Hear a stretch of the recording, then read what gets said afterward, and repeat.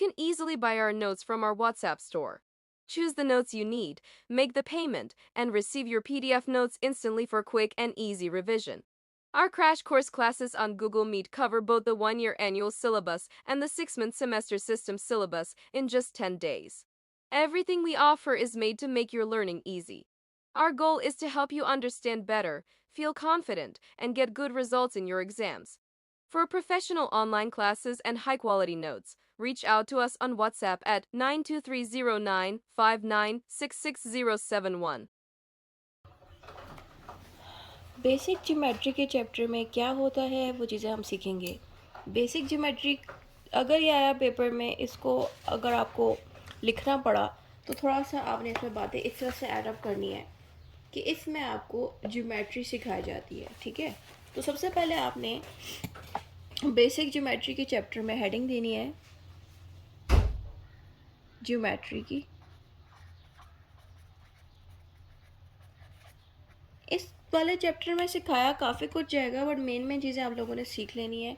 यहाँ से आपको आएगा कि पाई आ गया, उसको फ्ला एंगल से कैसे निकालते हैं, उस तरह के क्वेश्चन इसमें। ठीक है, तो ज्योमेट्री के बारे में आपने सिंपली लिखना है geometry is the branch of mathematics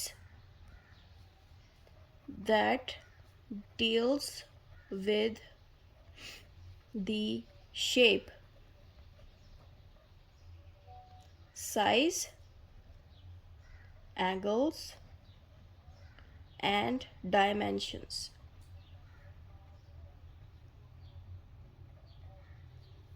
ठीक है, आगे लिख देना है of the objects आपने बताना है कि ज्योमेट्री एक ऐसी ब्रांच है मैथमेटिक्स की जो किन चीज़ों को डील करती है, किसी भी ऑब्जेक्ट के शेप को, साइज को, एंगल को और डायमेंशन को। अब आप इस पेन की तरफ गौर करें, अब आप इस पेन को गौर करें, देखें ये हर तरफ से ना इसकी डायमेंशन बनी हुई है, गोल है, यहाँ से इस तरह से लंबा है। इसी तरह से जितने भी ऑब्जेक्ट्स हैं उन्हीं के बारे में ज्योमेट्री स्टडी करता है। ठीक है, इसमें ज़्यादा कुछ नहीं है।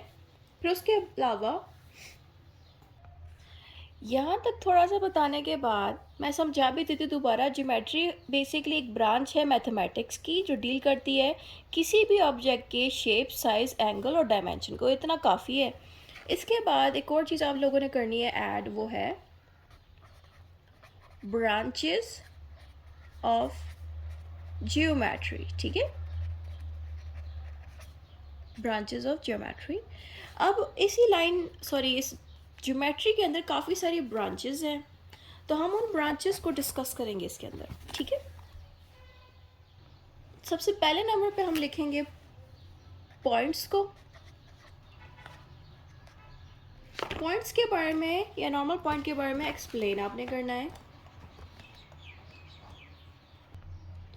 पॉइंट्स के बारे में आपको बताना है। पॉइंट के बारे में आप इस तरह से लिखेंगे, a point is an exact location। ठीक है, point is an exact location, it has no size, no length and no width, just a position। ठीक है, अब इस लाइन का मतलब समझा देती हूँ। जो पॉइंट होता है, पॉइंट बेसिकली, मैं इसकी एग्जांपल लिख के भी आपको दिखा देती हूँ। इस तरह से आपने एग्जांपल हम इसकी लिख दिए हैं।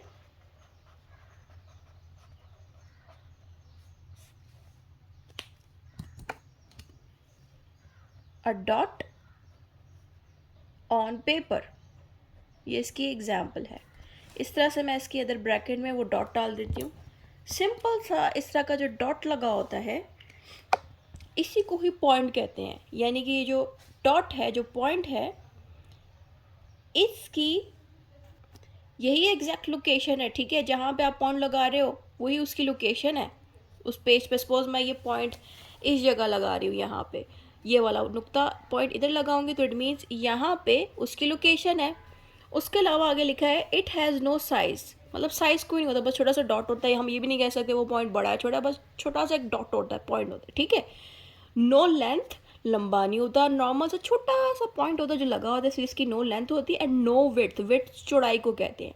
ना ही ये लंबा होता है पॉइंट, ना ही ये चौड़ा होता है, बस एक छोटा सा नुक्ता होता है, डॉट होता है। वही बातें इसमें लिखी हैं, ठीक है। तो ये आपने सबसे पहली ब्रांच इसकी की। दूसरी ब्रांच हम इसकी लिखेंगे, दूसरी ब्रांच में आता है line.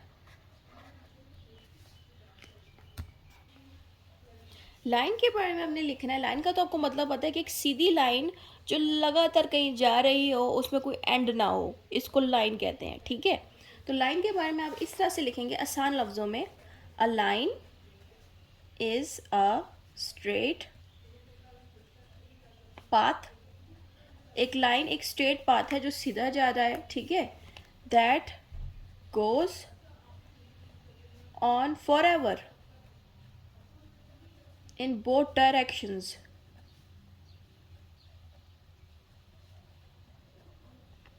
It has no end points. सही है। इसके मतलब ये है कि एक लाइन लगातार जा रही है, इस तरह से लगातार लाइन इस तरह से जा रही है।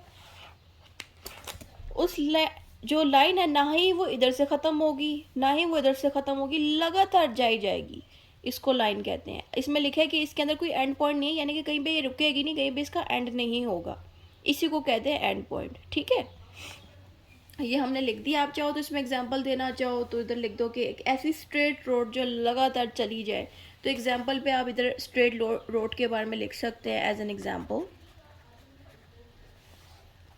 इधर आप सिंपली लिखेंगे a straight road that never ends. एक ऐसी सीधी रोड जो कभी ख़त्म नहीं हो सकती। इसकी एग्जांपल आप लिख सकते हैं इस पर लाइन को समझाने के लिए, ठीक है। तो ये आपने लाइन इस तरह से समझा दी है, ये मैंने स्पेलिंग मिस्टेक कर दी थी। अच्छा, अब नई अगली जो इसकी ब्रांच है वो है रे।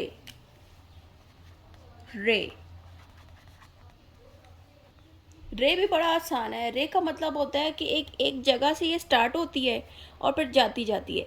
इसमें और लाइन में फ़र्क है। फ़र्क ये है कि लाइन जो है दोनों डायरेक्शन से ना जा रही है, लगातार जा रही है, कहीं रुक नहीं रही, कहीं उसका एंड नहीं है। लेकिन रे में ऐसे नहीं होता। रे में क्या होता है, एक तरफ एंड पॉइंट होता है। एंड पॉइंट का मतलब है एक जगह बस ये रुका हुआ है, वो उसका एंड है। उसके अलावा रे जाई जाती है आगे, ठीक है। तो यही बात आपने इंग्लिश में इस तरह से लिखनी है इसके अंदर, अ रे starts at one point and goes on forever in one direction. Example भी इसमें आप दे सकते हैं, कोई भी एग्जाम्पल आप इसमें दे सकते हैं, जैसे कि sunlight coming from the sun. Sunlight coming from the sun. अब आप सोच रहे होगे मैंने ये एग्जांपल क्यों दी, क्योंकि देखो सन की तरफ से हमारे अर्थ में सन एक एंड पॉइंट है। सन को कहीं और से तो लाइट नहीं आ रही, सन के अंदर ही वो लाइट है जो कि आगे फैल रही है पूरे अर्थ में।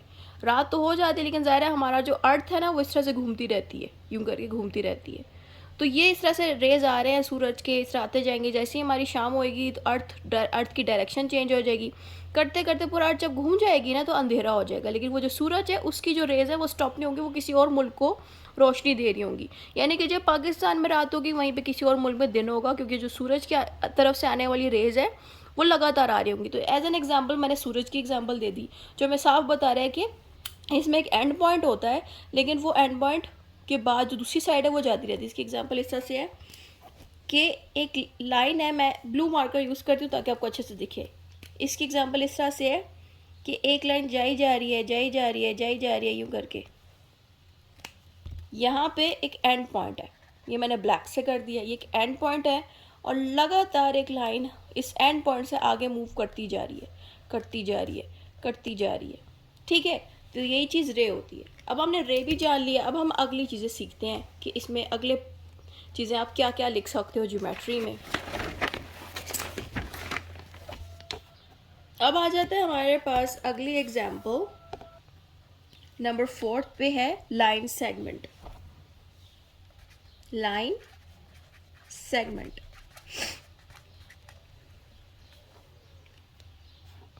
आप इसके साथ लिखेंगे a line segment is a part